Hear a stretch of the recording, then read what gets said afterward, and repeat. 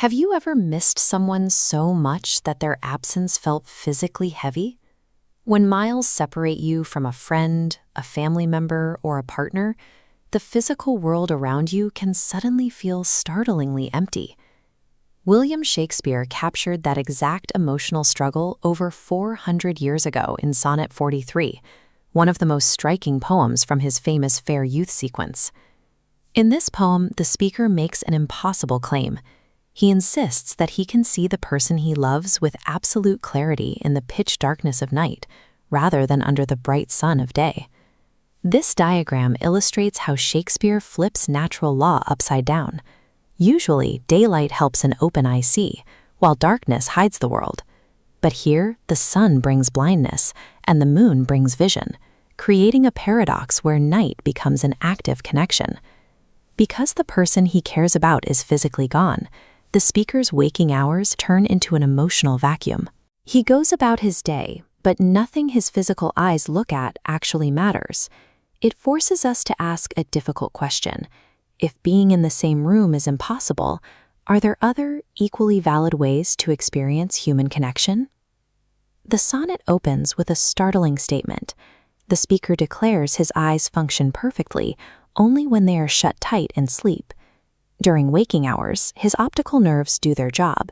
He can navigate the physical environment around him, but his physical sight completely fails to locate the one individual he actually longs to see. The emotional consequence is profound. Even in a bustling, sunlit environment like the courtyard shown here, the world feels entirely drained of color and meaning. Within the strict boundaries of this poem, the sun does not bring warmth or clarity. Daylight strictly represents physical absence.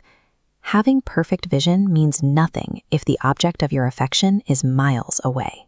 Physical sight, devoid of emotional fulfillment, leaves the visible world completely hollow. Then the sun sets. The arrival of night and the transition into sleep marks the primary turning point of the sonnet. We see the mechanical function of dreams in this diagram. They serve as a bridge crossing a dark chasm, linking reality to impossible desire. Once asleep, the beloved's image appears on that bridge, a radiant figure illuminating the darkness. This nighttime vision provides immense comfort to the speaker. For those few hours of sleep, the physical miles between them are completely erased. Here, Shakespeare establishes his second major theme.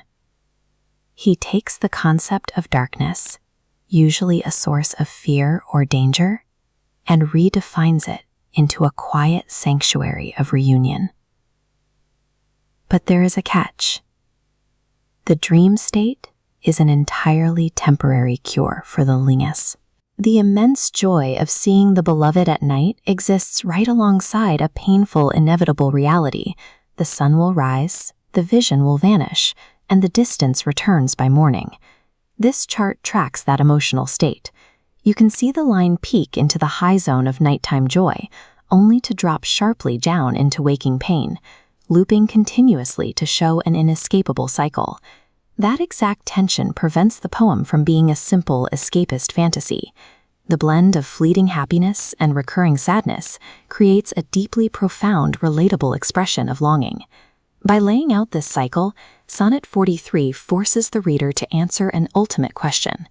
What does it actually mean to truly see someone? Shakespeare offers a definitive answer. Emotional vision, the kind powered by memory and imagination, can reveal deeper truths that ordinary physical eyesight cannot process. The structure of the sonnet perfectly mirrors this philosophical realization. In this staircase diagram, we trace the logic step by step. He starts at the bottom with daytime frustration, steps up to nighttime comfort, and reaches the top with the waking tension of imaginative illumination. The mechanics of this poem are just as relevant today as they were in the Renaissance. In an era of global travel, frequent migration across borders, and digital long-distance relationships, we all understand what it means to stare at a screen and wish the person was actually there. Geography and physical distance simply cannot erase a meaningful emotional bond, so long as memory keeps the connection alive in the mind. Sonnet 43 proves that love gives the human heart a superior method of seeing. Through the sheer force of human imagination, the darkest of nights is effortlessly transformed into the brightest day.